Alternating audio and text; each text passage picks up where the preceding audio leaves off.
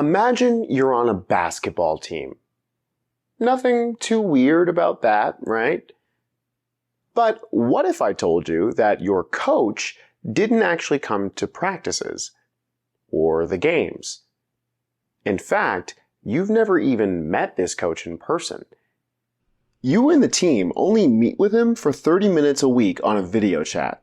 He gives you some instructions for practices and games, but that's it. The rest of the time, y'all are on your own. You have to make up plays by yourselves, learn the rules by yourselves, figure out what it means to come together as a team by yourselves. Now, if someone were to ask you what your vision was for how a team should be organized, do you think this strange basketball experience may influence your perspective? The American colonists faced a similar situation. With the British government thousands of miles away, they were left to figure out how to organize themselves on their own. Today, we'll explore how some colonial governments were organized, as well as the rights people had and didn't have within them.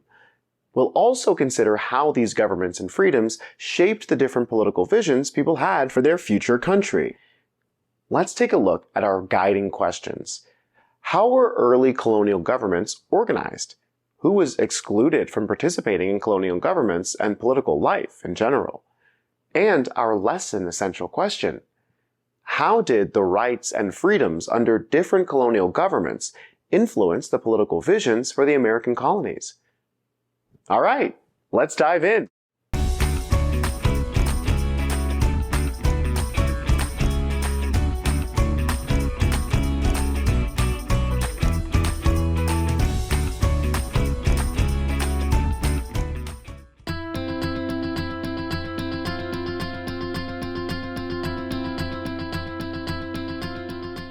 As we discussed in our previous lessons, English settlers flocked to the American colonies with the hope that they could find economic success.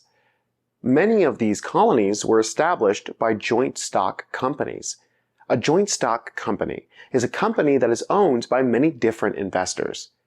The British Crown did not have the means to establish and maintain colonies on their own, so they granted charters to these companies to start colonies instead.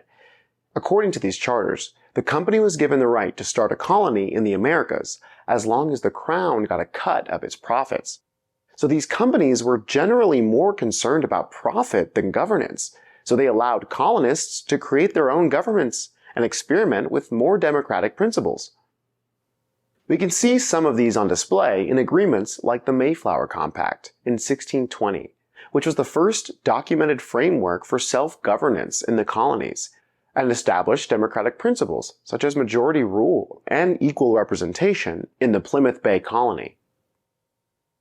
This was eventually followed by the Fundamental Orders of Connecticut in 1639, the first written constitution in North America. The orders outlined ideas like the separation of church and state and expanded voting rights, both of which would influence the constitutions of other colonies and the United States. Some colonial governments evolved to have a governor and bicameral legislative assemblies, made up of an upper house, sometimes called the Governor's Council, and a lower house, known as the House of Representatives. Members of the upper house were appointed by the governor, while the members of the lower house were elected by eligible voters in the colony. These legislators advised the governor, created local laws, levied taxes, and addressed concerns of the colonists. This level of political autonomy wasn't as present in royal colonies, which were colonies that the English crown eventually took control of and managed much more closely than a joint stock or charter colony.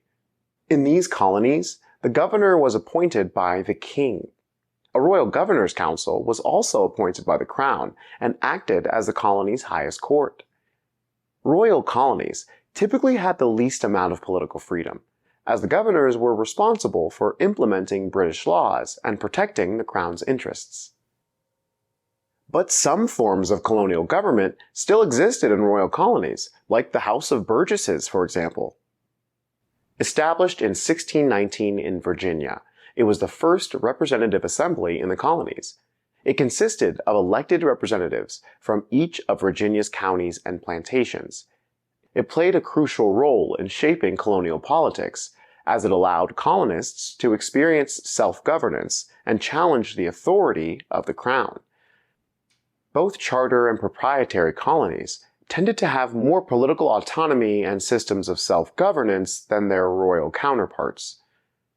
As a result, many colonists in these regions began to envision a country whose political organizations were built on ideas like religious tolerance, the protection of individual rights, and other democratic values. Settlers in royal colonies experienced more direct British control of their own affairs, and the tension as the desire for political independence and a strong central government of their own grew. Despite the shift to more royal colonies, by the 1700s, England had adopted an unofficial policy of salutary neglect, or relaxing of laws and trade regulations, allowing the colonies a higher degree of autonomy and self-government. With more self-governance came more radical visions for how the colonies and eventually the new country should be organized politically. But just because there was self-governance and more freedoms doesn't mean everyone got to enjoy them.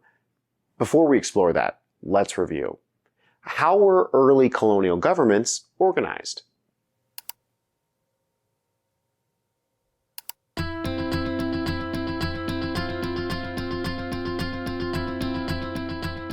Like political autonomy, the level of political power and individual freedoms colonists enjoyed varied from colony to colony.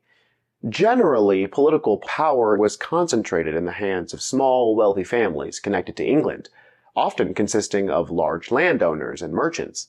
They served as the governors, council members, and assembly representatives in colonial governments. Although colonists could vote and elect members to their local assemblies, voting rights and political power were, in general, restricted almost entirely to white male Protestant landowners in many colonies. In fact, many of the rights and freedoms people envisioned in the colonies were reserved particularly for white men. Rights like owning land, having a trial by jury, practicing any religion, and especially voting, didn't extend to many other groups. Women, regardless of their social or economic status, had fewer rights and less power than their male counterparts. They could not vote, hold public office, or serve on juries. Married women had limited property rights, as their husbands controlled their finances and legal affairs. Enslaved Africans had virtually no power or protections in colonial society, and were denied even the most basic human rights.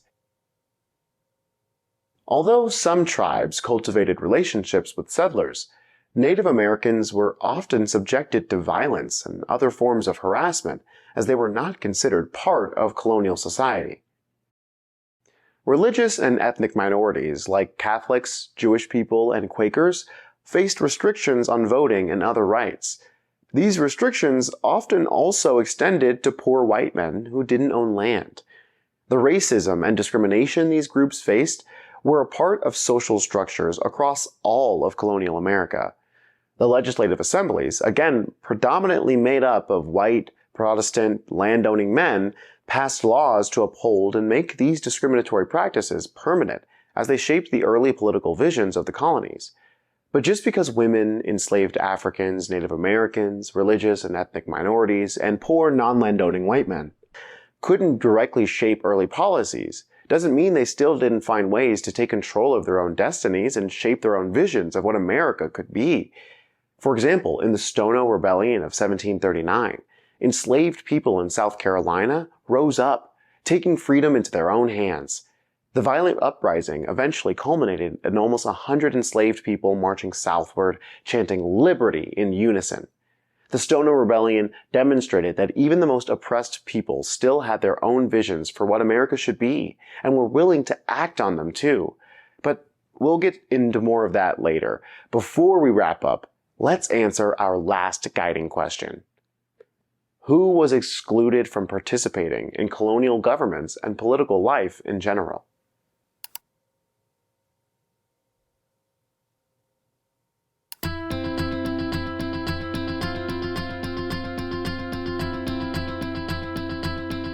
As we saw, political autonomy, as well as a person's rights and freedoms, varied depending on the colony a person lived in and the different identities they carried. As people grew up and spent years within these different political systems, their ideas of justice, freedom, and government evolved as well. These ideas grew into distinct visions of how the colonies and eventually the states should be governed, and who should have a say in their governance. Just like having a virtual coach influenced what your idea of a basketball team could be, the particular organization of the colonies influenced what colonists envisioned a colony or country should be. In later lessons, we'll see just how exactly these different visions influenced the demands of American revolutionaries, as well as the early attempts at creating a government for the newly formed United States. But until then, keep making history. Hey!